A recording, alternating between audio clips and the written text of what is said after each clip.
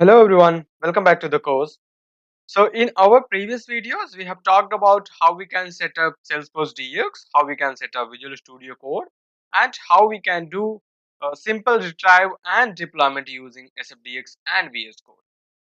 Here in this video, we are going to continue from where we left. What we are going to do is we are not going to use VS Code now, and we are going to use only SFDX for the deployment purpose. The reason is there why we are not using VS Code.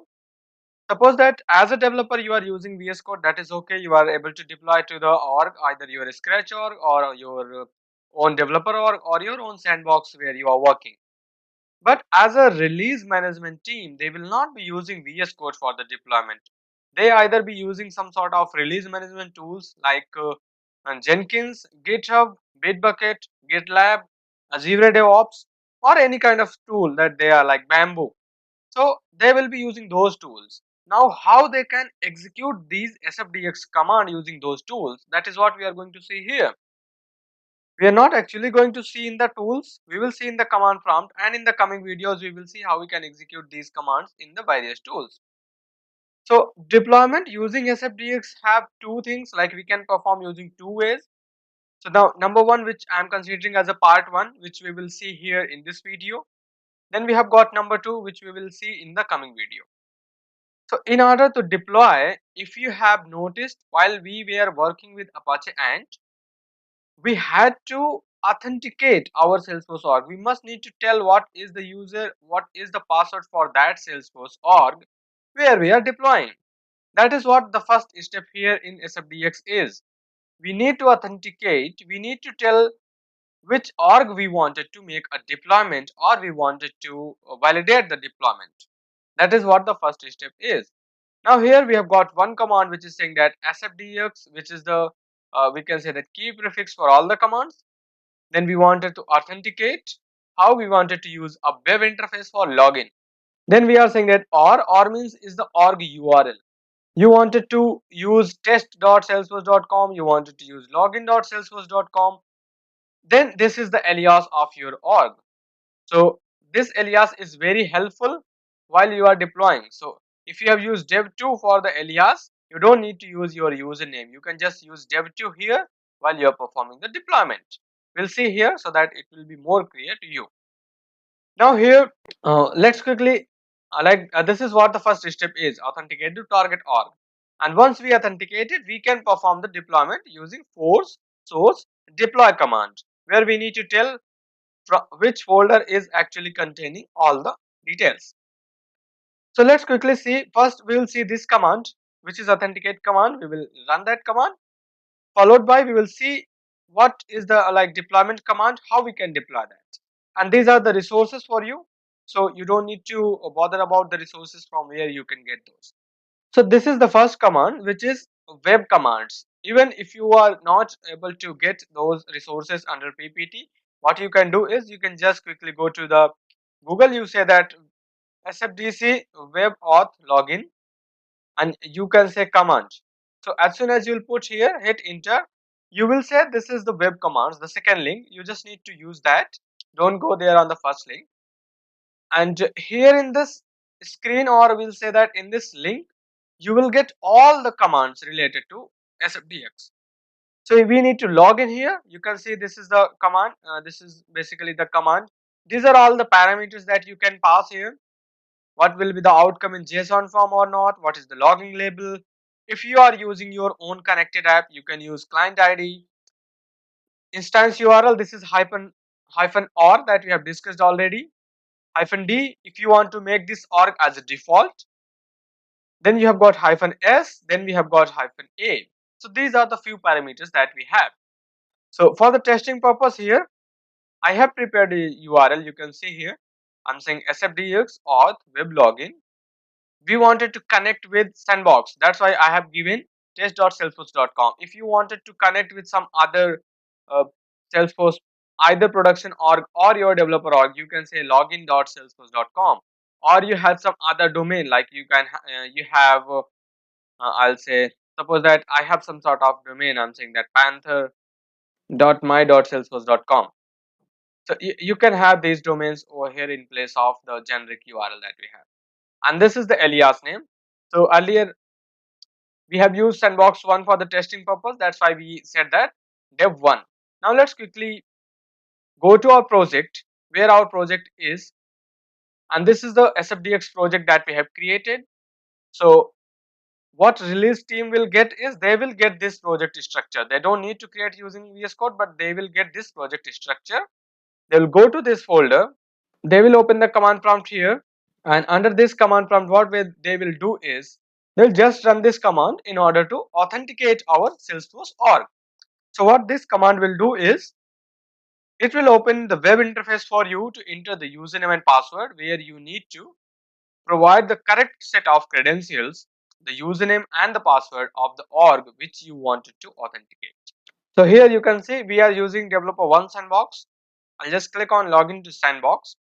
I've already given the credentials. If the credentials are correct, it is going to take you to the allow access page for the first time when you are trying to log in.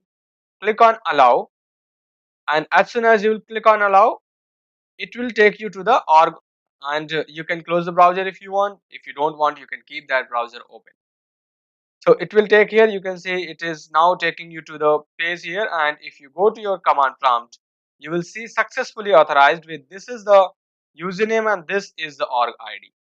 Now we are done with the step 1. Now let's talk about what step 2 is. It is saying that perform the deployment or the validation. So this is a command here. I'll first walk you through over the command which is there. So you just need to go to Google into your command branch where you are itself. What you need to do is just select force namespace, and under force namespace you will see there are source commands. You will say there are multiple commands other like apex commands, lightning components commands, metadata API commands, org commands, package deployment commands. So all these are here, but we are only going to bother about the source commands. Under source commands, you will see that there is a command called force source colon deploy. You just need to select that. Select this force source deploy. You can see here, this is help for source. Here you have gone some examples over here. You can see this is the basic command, and this is -p is for the path to folder where your metadata resides, from where the system needs to pick up the metadata to deploy. You can see here you can deploy some specific resources, you can deploy some specific folders, classes, Apex class, my class, you can have everything. There are various number of examples over here, but as a practice or as a release team, you will not be deploying a particular resource, right? You'll be deploying the whole metadata. So here is the command syntax. You've got this, what sort of outcome you want, JSON login label, -u, this is the target username. This is again very important. You need to give the alias name after -u to tell the system that this is the target org where we wanted to deploy. What is the current API version? -c is only for the check, that means for the validation. We have already seen in the previous deployments as well. -w means wait. You can also put some wait time. What are the test label? You can also specify the test labels. Run test, either true or false. Then you have got -o, g, -q if you have IDs. So there are the explanation here under below that. You can see the complete explanation is given here. Suppose that you wanted to have run test, right? You have got this test label. So you can say run local test. So what we can do is we can just go to our command. We can say -l, and then we say that we wanted to run the local test, and then we also need to say -r because we wanted to run the test. This is the required. Okay. So yeah, this is basically not the required. This is required only when you are trying to run specific test cases. You can see here we need to provide all the Apex classes if we wanted, if we have a specified run specified test. We don't need to provide this. That is about the commands, and again you can go through with this URL. If you have any questions, please feel free to contact me, and I will definitely clarify your doubts, whatever your doubt have. So that's what we have given here, SFDX force source deploy. This is our folder. I'll just walk you through here. We wanted to validate only. this is the target org and we wanted to run the local test. Let's quickly talk about this folder. If you go to your project, go to force main and default. This is where your complete metadata resides. That's what we have given over here. Now we will copy this command. We will execute this. Okay. We'll copy this command. We'll paste it over here. And you don't need to worry. You will get all these commands. And these are already there in the PPT. But still I'll add those commands into the resources section. So you can easily get those. So you can see here this command is running. Now it is saying that deploy with soap. So if we go to our org and here we go to setup. Under the setup, we will be able to see those deployment here and deployment status that we are looking from the various like from the previous videos. So you see here it is just it happened on 26 and 8:14 p.m.